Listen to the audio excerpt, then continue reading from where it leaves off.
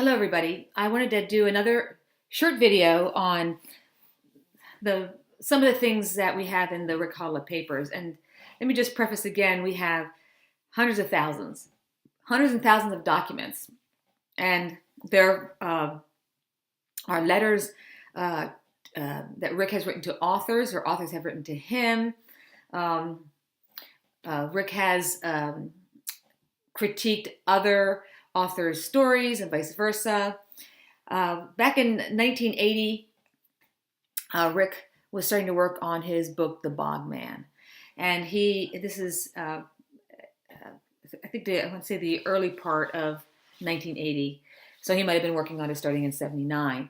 And he asked Stephen King to look at his early drafts, his sketch work and whatnot, and just give him some critique. Now, a lot of people mistake critique for criticism. Well, critique comes from criticism, but the important thing is that a critique between author to author, especially when one author asks another, is very, very important because you need another writer who has an understanding of the genre you're working in, or a master of literature in the English language, as Mr. King, and of course Rick also had.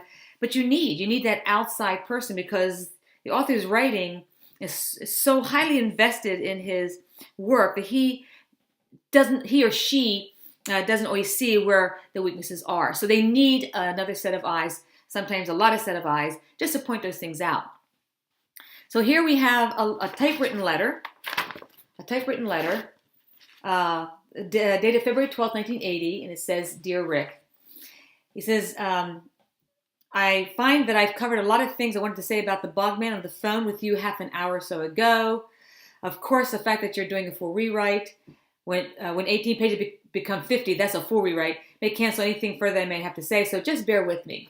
So he starts listing some of the pluses and minuses in Steve's initial writings of the Bogman.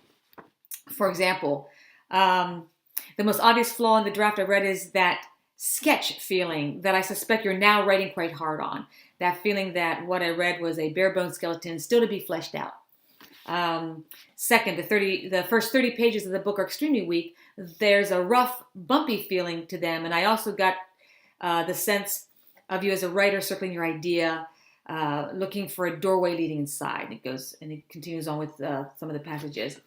He says, after these first 30 pages, the book begins to escape the blizzard of secondary characters and seems to find its feet a bit more. I particularly like this one here, this critique. Third, and this is the last major point, I think the Bog has to be much more mysterious and sinister and just atmospheric. Let's have a little fog, shadows, a stenchy, marshy sort of smell. Right now we just got the crickets and peepers, but I can't be left at that. Maybe we need a quicksand pool, I don't know. Mostly I just wanted that bog to seem bigger, a place parents warn their children away from even before the Bogman begins his depredations. When we first read this, me and my assistant, we were like saying, well, it's signed Steve. We're like, it's signed Steve. Well, it could be anybody.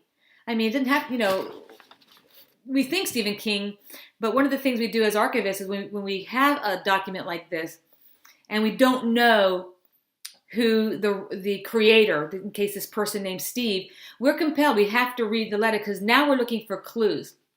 An archivist can't read every single document in a collection, a manuscript collection. If you got like 500,000 documents, the archivist cannot read 500,000 documents. What the archivist does, it reads those that they know is important to understand who the creator is of a letter, who made certain comments. So when we started reading the letter, as we're going on, and of course there's a lot of personal stuff in here that has nothing to do with the story. I go to the last paragraph and it says, "Tabby and I are planning to take you and Bonnie to a tortilla flat on the night of March 3rd, and we'll talk some more about the Bogman if you want. But primarily, we've got to celebrate the Dark Brother. My sincere congratulations." And he goes on to write. He also makes the mention that, I find this funny, "In a crazy world where gas will shortly strike $1.25 per gallon, you've done something thousands of people only mumble about when they're drunk, because Stephen King, Rick Hautala's book, The Dark Brother, was accepted. Anyways, as soon as I saw Tabby and I, we said, okay, well, that's Tabitha King. And of course, Bonnie is Rick's first wife. So that hit the nail on the head. He said, oh, this is a wonderful letter from one author to another. Mr. King writing to Mr. Rick Hautala.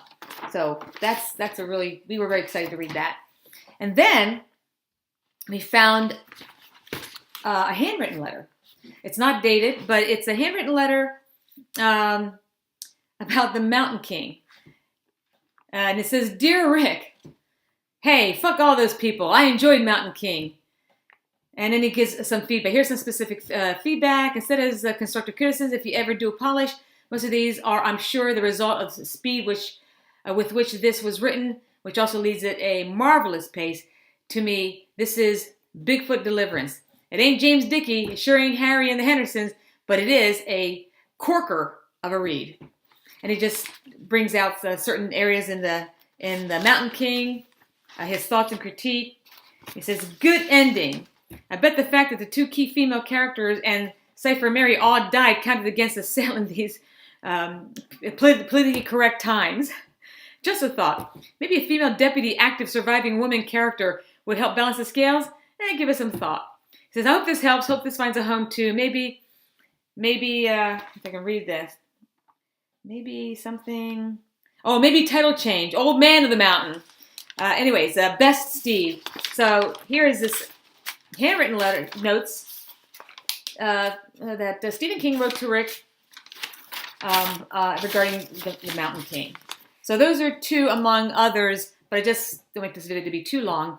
But I'm hoping that you enjoy these short clips, and that to help support the project of rehousing Rick's manuscript collection, his papers, into archival acid-free boxes with finding aids before they are transferred to the Maine State Library in Augusta, Maine.